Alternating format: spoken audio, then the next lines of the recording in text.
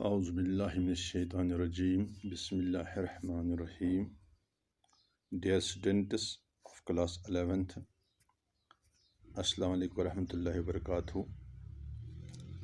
जैसा कि आप जानते हैं कि हम गैस लॉज डिस्कस कर रहे हैं, तो पिछले लेक्चर्स में हमने बॉयलर्स लॉ डिस्कस किया और फिर हमने उसकी एक्सपेरिमेंटल वेरिफिकेशन भी देख ली और इसके अलावा हमने चार्ल्स लॉ डिस्कस किया।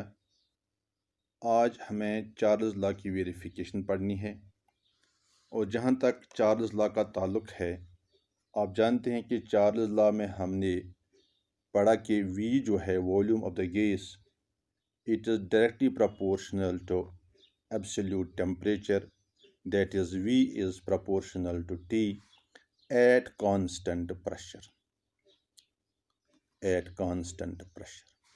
तो इसमें से जो रिलेशन हमें हासिल होती है लास्ट पे, आपको याद होगा, that is V1/T1 is equal to V2/T2। इस रिलेशन को हम चार्ल्स लॉ इक्वेशन कहते हैं। V1/T1 is equal to V2/T2। तो इसकी जो एक्सपेरिमेंटल वेरिफिकेशन है, इसके लिए जो apparatus हम सेटअप करते हैं उनका रफ स्केच मैं यहाँ पे बनाऊँगा। मान लो कि ये हमारे पास एक गैस है। गैस जो है, let it is in this container.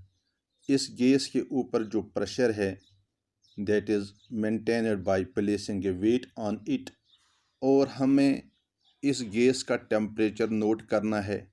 Temperature note करने के लिए मान लो ये इसमें हमने थर्मामीटर लगाया है। तो अब हमें क्या करना है, हमें देखना है कि जो वेरिएशन ऑफ वॉल्यूम है with temperature at constant pressure, यानी प्रेशर हमें चेंज नहीं करना है, ये जो वॉल्यूम गैस का है, इस वॉल्यूम का क्या होगा जब हम टेम्परेचर चेंज करेंगे। तो टेम्परेचर चेंज करने के लिए हम इस कंटेनर के बाहर एक टेम्परेचर वेरिएबल जैकेट लगा रहे हैं। यानी हम इस गैस को एक ऐसे कंटेनर में रखेंगे जिस कंटेनर की मदद से हम इस गैस का टेम्परेचर चेंज कर सकेंगे और फिर देखेंगे कि टेम्परेचर चेंज करने से वॉल्यूम का क्या होगा। तो वो वॉल्यूम मेजर करने के लिए हम इसके साथ एक स्केल लगा रहे हैं। इस तरह से हम एक स्केल एडजस्ट करेंगे इसके साथ। मान लो ये स्केल है लगी हुई खड़ा,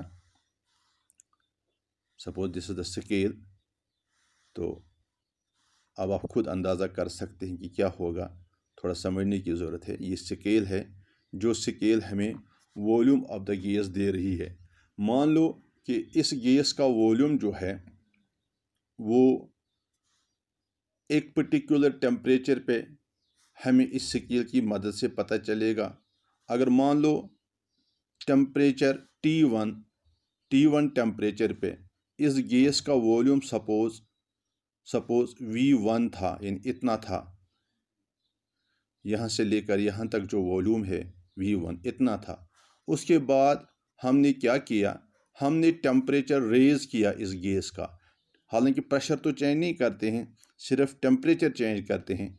टेम्परेचर चेंज करने से क्या होता है, हम देख रहे हैं कि ये जो गैस है इसका वॉल्यूम बढ़ रहा है, प्रेशर तो वही रहेगा। वॉल्यूम जो है V1 से जाके V2 तक पहुंच जाएगा। तो V2 माइनस V1 जो है that gives us increase in volume. तो यहाँ पर हम ऑब्जर्व करेंगे जिस वक्त वॉल्यूम V1 था उस वक्त ये जो स्केल होगी ये नीचे होगी, ये स्केल नीचे आएगी, यहाँ कहीं पे होगी स्केल इस यहाँ पे लगभग। तो जब वॉल्यूम इंक्रीज हो जाएगा ये पिस्टन ऊपर चला जाएगा और इसी के साथ स्केल भी ऊपर चली जाएगी। तो फाइनली स्केल यहाँ तक पहुँचती है। यानी स्केल जो है इस पे हमें ये देखना है कि जो पॉइंटर है स्केल का ये किस पॉइंट से किस पॉइंट तक जा पहुँचा बाय चेंज इन टेम्परेचर। तो इस तरह से हमें ये पता चलता है कि जब हमने टेम्परेचर इंक्रीज़ किया T2 तो वॉल्यूम जो है वो चेंज हुआ, इंक्रीज़ हुआ अप टू V2। इसी तरह से अगर हम वॉल्यूम डिक्रीज़ करेंगे तो ये गेज जो है ये अब कंप्रेस हो जाएगा, वॉल्यूम कम होगा तो ये स्केल फिर से नीचे आ जाएगी। तो इस तरह से हमें पता चलता है कि टेम्परेचर इंक्रीज़ करने से वॉल्यूम इंक्रीज़ हो रहा है। और ये वॉल्यूम इंक्रीज जो गैसेस का हो रहा है ये लिक्विड्स में भी हो रहा है। हमने बहुत सारी दफ़ा देखा होगा, आपने ऑब्ज़र्व किया है कि जब हम मिल्क लेते हैं किसी कंटेनर में बॉयल करने के लिए, तो जितना हम टेम्परेचर बढ़ाते जा रहे हैं या बॉयल होते वक्त हम देख रहे हैं कि जो मिल्क होता है उसका वॉल्यूम बढ़ जाता है। तो टेम्परेचर इंक्रीज़ करने से गैसेस जो होते हैं ये ज़्यादा ही एक्सपेंड होते हैं as compare to the gas, as compare to the liquids. तो इस तरह से हम इस नतीजे पे पहुंच जाते हैं कि जो गैसेस का वॉल्यूम है वो डायरेक्टली प्रपोर्शन है टू टेम्परेचर, यानी आप जितना टेम्परेचर बढ़ाएंगे उतना ही वॉल्यूम इंक्रीज़ होगा, या अगर आप टेम्परेचर कम करेंगे तो वॉल्यूम डिक्रीज़ होगा। तो इस तरह से ये जो चार्ल्स लॉ है कि volume is directly proportional to temperature, इस एक्टिविटी के ज़रिए हम साबित कर सकते हैं। इसी तरह से अब अगर हम एट डिफरेंट टेम्परेचर्स अगर हम गैस का वॉल्यूम नोट कर लेंगे, फिर अगर हम प्लॉट करेंगे वॉल्यूम और टेम्परेचर को इन ए ग्राफ में हम टेम्परेचर और वॉल्यूम के दरमियान ग्राफ प्लॉट करेंगे, चूँकि हम देख रहे हैं कि वॉल्यूम जो है it is directly proportional to temperature. इसका मतलब है ये जो ग्राफ है it will be a straight line passing through the origin. इस तरह का ग्राफ हासिल होगा। तो स्ट्रेट ग्राफ जो है ये भी इंडिकेट करता है कि वॉल्यूम जो है it is directly proportional to the absolute temperature. तो this is experimental verification and graphical verification of Charles law. इसके बाद एक और लॉ है that is called as Gay-Lussac's law और Amontons law. Gay-Lussac's law, Gay-Lussac's law और Amontons law. ये जो लॉ है it gives us variation of pressure with temperature at constant volume. Variation of pressure, variation of pressure with temperature at constant volume। तो ये तीसरा law है, तीसरा guess law है।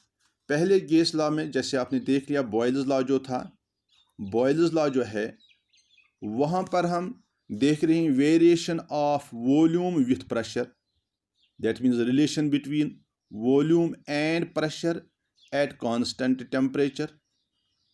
और चार्ल्स लॉ में आपने ऊपर भी देख लिया, चार्ल्स लॉ जो है it gives us variation of volume with volume and temperature, relation between volume and temperature, और variation of volume with temperature at constant pressure.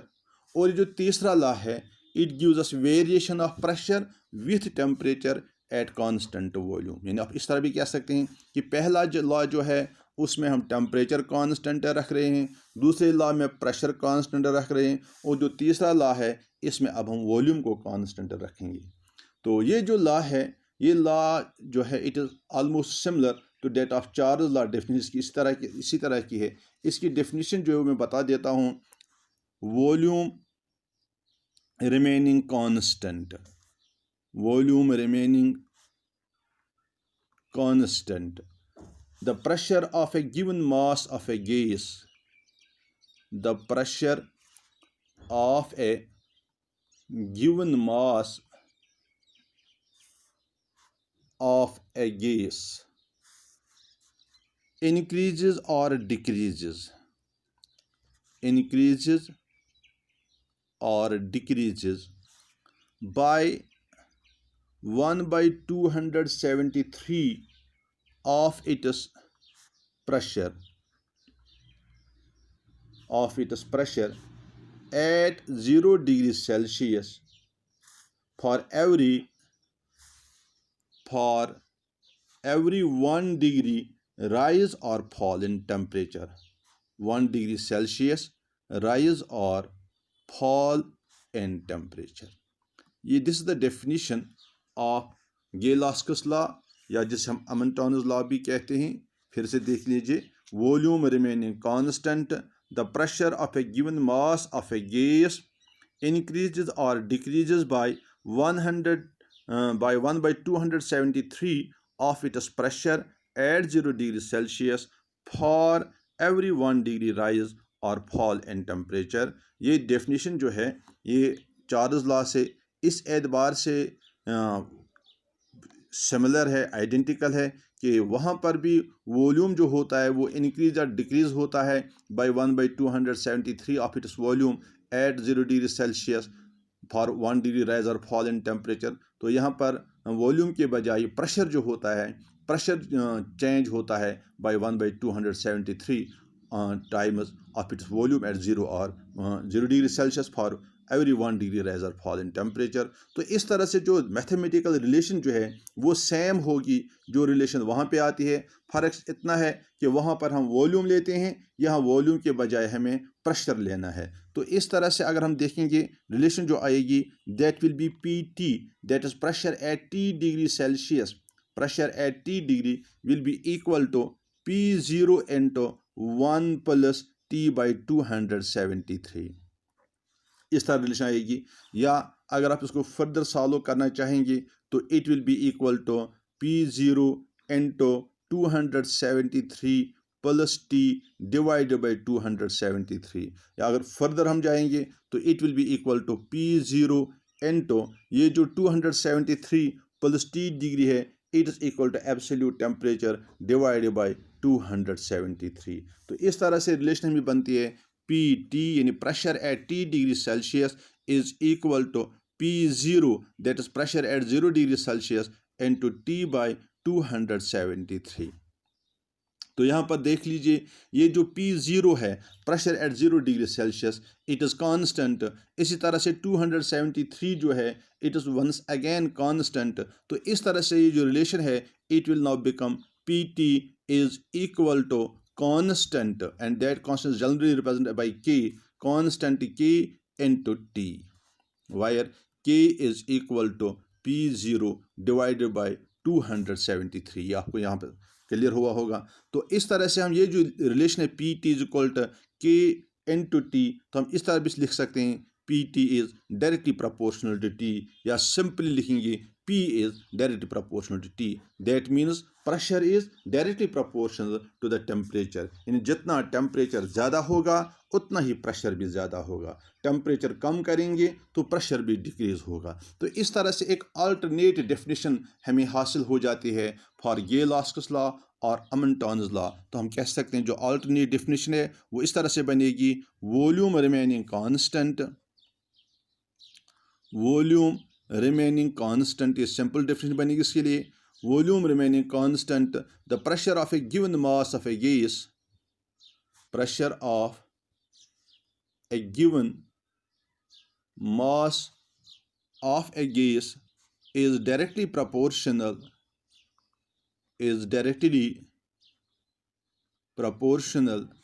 to its absolute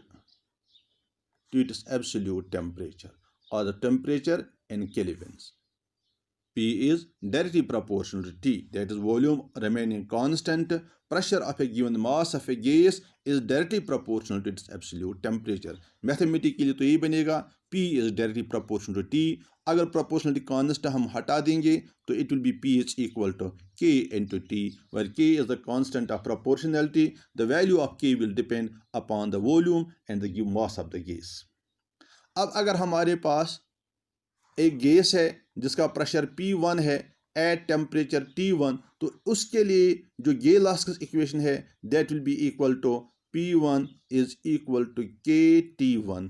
अब अगर यही गैस जो है इसका प्रेशर हम या टेम्परेचर चेंज करेंगे T2 तो प्रेशर बनेगा P2 एट T2. तो मैथमेटिकल रिलेशन बनेगी P2 is equal to K into T2. आप इस तरह से भी लिख सकते हैं P1 by T1 is equal to K. Similarly, P2 by T2 is equal to K. क्योंकि दोनों P1 by T1 is equal to K, P2 by T2 is equal to K. Right hand side जो इस equation के हैं, दोनों same हैं, तो इसलिए P1/T1 is equal to P2/T2। तो ये रिलेशन जो है P1/T1 is equal to P2/T2, इसको हम कहते हैं गेलास्कस इक्वेशन। तो ये रिलेशन जो है it holds true eight constant volume, eight constant volume. तो इस तरह से ये जो लॉ है इसको हम गेलास्कस लॉ है, गेलास्कस लॉ कहते हैं। इसकी मैथमेटिकल रिलेशन भी आपने देख ली, तो इसमें भी आपने देख ली। अगर आप इसको वेरीफाई करना चाहेंगे तो यहाँ पर हमें ग्राफिकली वेरीफाई करने के लिए प्लॉट ड्रा करना पड़ेगा बिटवीन प्रेशर एंड टेम्परेचर। तो अगर हम डायरेक्ट इस तरह से ग्राफ लेंगे, एक साइड पे प्रेशर लेंगे, दूसरी साइड पे टेम्परेचर लेंगे, क्योंकि P1 जो है that is direct proportion T1, इसका मतलब है जो ग्राफ हासिल होगा that will be a straight line passing through the origin. इस तरह का ग्राफ हासिल होगा। तो स्ट्रेट लाइन ग्राफ जो है between pressure and temperature, it indicates that pressure is directly proportional to absolute temperature. तो इसके बाद एक और गैस लॉ है जो हम पहले ही डिस्कस कर चुके हैं। उस लॉ का नाम है एवोगैड्रोज लॉ, वो भी गैस लॉ है। तो उस लॉ के बारे में हम पहले यूनिट में पढ़ चुके हैं, तो यहाँ पर हम थोड़ा बहुत और इसको थोड़ा रिवाइज करेंगे। एवोगैड्रोज लॉ सिंपल लॉ है ये। एवोगैड्रोज लॉ के बारे में हमने पढ़ा है कि equal volumes of all gases, equal volumes of all gases under similar conditions of under similar conditions of temperature and pressure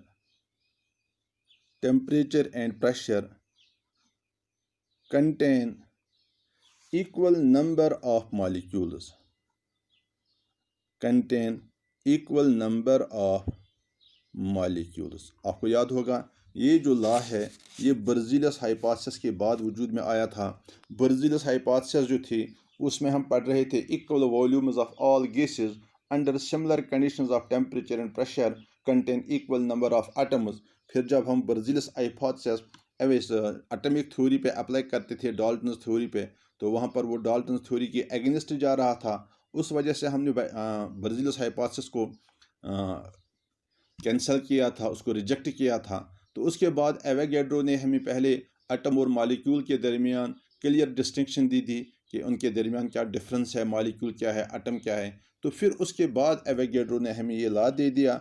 तो हमने देख लिया ये लॉ जो है it holds good and it doesn't go against Dalton's atomic theory and this law was then accepted. तो यहाँ इस लॉ में हम देख रहे हैं equal volumes of all gases under similar condition of temperature and pressure contain equal number of molecules.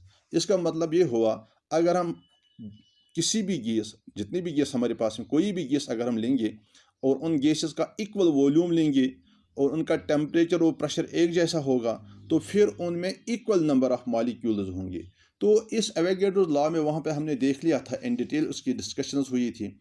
Application में भी आपने पढ़ा है कि अगर हम किसी भी गैस का लेंगे 22.4 litres of any gas, 22.4 litres of any gas at 0 degree Celsius temperature and 1 atmosphere pressure, जिसको हम STP कंडीशंस कहते हैं।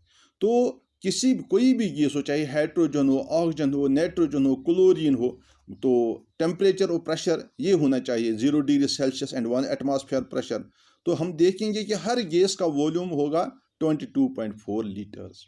तो फिर इस लॉ के मुताबिक जब हम किसी भी गैस का 22.4 लीटर्स लेंगे at 0 degree Celsius and 1 atmosphere pressure यानी एट STP, तो हम देख रहे हैं कि इसमें होता है 1 mole of molecules, 1 mole of molecules, जिसको हम एवोगैड्रोस नंबर भी कहते हैं। Avogadro's number of molecules which is equal to 6.022 × 10⁻23। तो इस चीज़ से भी हमें पता चलता है कि equal volumes of all gases contain equal number of molecules. जब आप इतना 22.4 लीटर्स किसी भी गैस का ले लीजिए, इसमें एवोगैड्रोस नंबर ऑफ मॉलिक्यूल्स होंगे। तो ये एक इम्पॉर्टेंट एप्लीकेशन है एवोगैड्रोस लॉ की। तो एवोगैड्रोस लॉ के मुताबिक आप कोई भी गैस ले लीजिए, इसका 1 मोल ले लीजिए, 1 मोल ऑफ द गैस।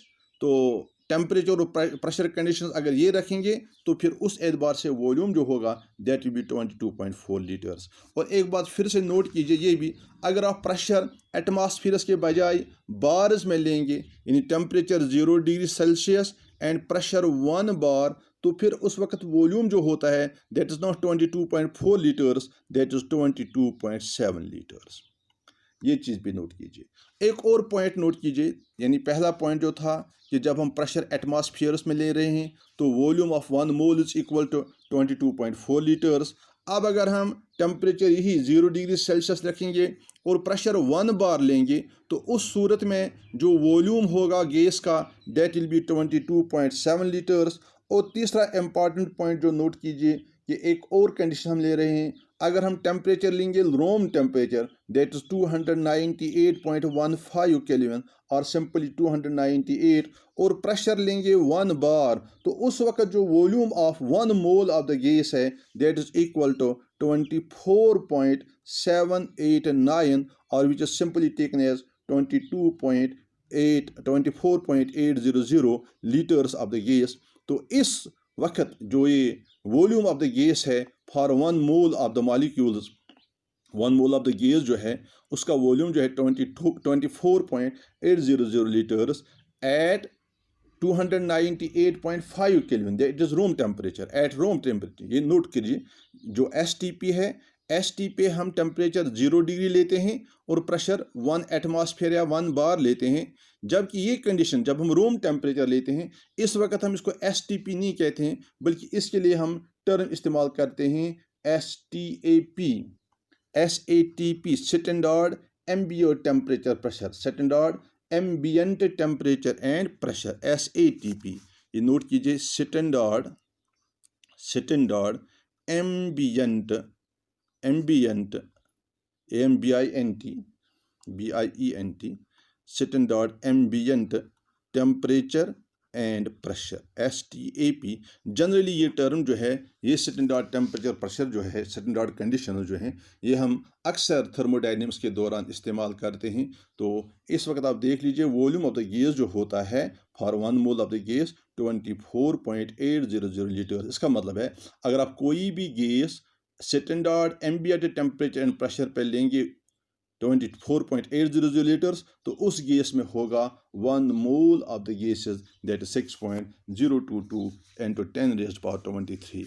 इसका मतलब ये भी हुआ ना कि अगर हम नंबर ऑफ मोल्स कम करेंगे तो वॉल्यूम भी कम होगा, या वॉल्यूम कम लेंगे तो उसमें नंबर ऑफ मोल्स कम होगा। तो इस चीज़ से ये पता चलता है कि वॉल्यूम ऑफ द गैस जो है that is directly proportional to the number of moles. तो इसलिए हम लिख सकते हैं V is directly proportional to E and directly proportional to N, where V is the volume of the gas and N is the number of moles of the gas. V is proportional to N।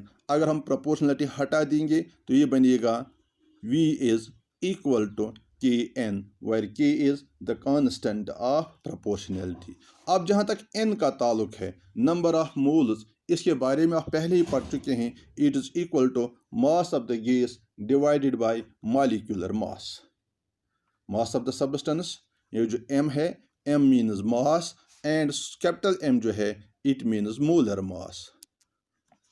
तो number of moles जो होता है, ये आपने पढ़ा है पहले unit में, नंबर ऑफ मोल्स जो होता है it is equal to mass of the substance divided by molar mass. तो इस तरह से अगर हम यहाँ पर V जो है, इसका जो N जो है, N का वैल्यू यहाँ पर इस्तेमाल करेंगे इस इक्वेशन फर्स्ट में, तो you will get V is equal to K × M divided by capital M। ठीक है ना। अब अगर हम M यहाँ लाएंगे तो रिलेशन बनेगी V is equal to K × M divided by V। ठीक है ना। तो आप जानते हैं ये जो है M divided by V, it is mass per unit volume. ये जो मास पर यूनिट वॉल्यूम होता है it is equal to density. तो इस तरह से हम लिख सकते हैं m is equal to k into d, या ये भी लिख सकते हैं m is proportional to d, यानी molecular mass of the substance जो है it is directly proportional to density of the gas. तो इस तरह से आपको ये पता चल जाएगा कि जितना गैस की डेंसिटी होगी उतना इसका मॉलिक्यूलर मास होगा, या गैस का मॉलिक्यूलर मास जो है उसी पे डेंसिटी डिपेंड करेगी। इस तरह से अगर आपके पास डिफरेंट गैस हैं जैसे H2 है, इसी तरह से O2 है, N2 है, CO2 है, CH4 है या Cl2 है, आप इन गैसेस का मॉलिक्यूलर मास कैलकुलेट करके ही बता सकते हैं कि कौन सा गैस वो है जिसकी डेंसिटी ज़्यादा है या कम है। हाइड्रोजन का molecular mass equal to 2, oxygen का मॉलिक्यूलर मास जो है that is equal to 32, nitrogen का मॉलिक्यूलर मास जो दैट इज 28, कार्बन का मॉलिक्यूलर मास 44, इसी तरह से इस मीथेन का 16, क्लोरीन का जो है दैट इज 72। तो अब आप मॉलिक्यूलर मास देख के बता सकते हैं कि हाइड्रोजन जो है इसकी डेंसिटी जो है वो सबसे कम है, ऑक्सीजन की डेंसिटी 32 है, यहाँ पर क्लोरीन गैस जो है इसकी डेंसिटी सबसे ज़्यादा है क्योंकि इसका मॉलिक्यूलर मास ज़्यादा है। तो मॉलिक्यूलर मास की बुनियाद पे हम डेंसिटी ऑफ द गैस के बारे में आसानी के साथ बता सकते हैं कि अगर हमारे पास लिस्ट दिया होगा डिफरेंट गैसेस का और हम उनके मॉलिक्यूलर मास के बारे में जानते होंगे तो हम आसानी के साथ बता सकते हैं कि कौन सा गैस ज़्यादा डेंसर है, किसकी डेंसिटी ज़्यादा है, किसकी डेंसिटी कम है। तो डेंसिटी जो होती है that depends upon the molecular mass. तो यहाँ पर हम ये कंक्लूड कर सकते हैं कि density of molecular mass of a gas is directly proportional to its density, और density is directly proportional to its molecular mass. So this is what we call Avogadro's law, जिसके बारे में हम पहले ही पढ़ चुके हैं। तो इस तरह से यहाँ तक हमारे पास 4 लॉज आ गए: Boyle's law, Charles law, Gay-Lussac's law और Amontons law and Avogadro's law. तो आज के लिए इतना सफिशेंट है। इंशाल्लाह जो नेक्स्ट लेसन होगा इसमें हम इसे आगे जाएंगे। Thank you very much.